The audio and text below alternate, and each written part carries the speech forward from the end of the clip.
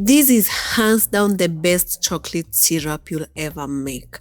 Rich, glossy, and ready in 5 minutes with just 5 ingredients. In a saucepan, add 1 cup of unsweetened cocoa powder and 1 cup of brown sugar.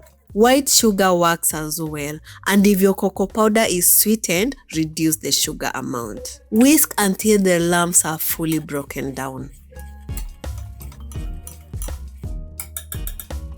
Add in half a cup of water and half a cup of milk. You can use just water, but I find that the milk makes it richer, silkier, and rounds up the bitterness of the cocoa, giving it a thin, ganache texture. Mix until fully dissolved.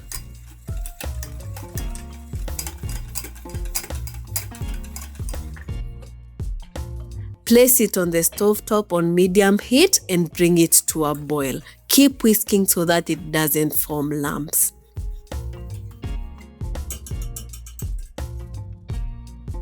Let it simmer on low for 3 to 5 minutes until it's reduced, thick, and glossy. It should coat the back of your spoon and hold a line when you run your finger through it. Remove from the heat.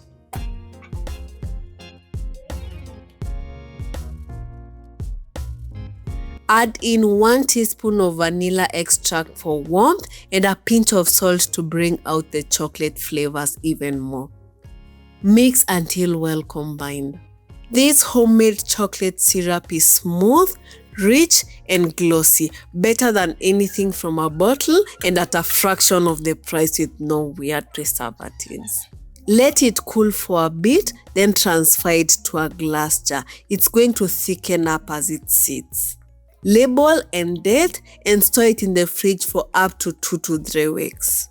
This homemade syrup is perfect over ice cream, pancakes, waffles, stirred into milk or coffee, or drizzled over fresh fruits. Anywhere you want to use it really, it's up to you.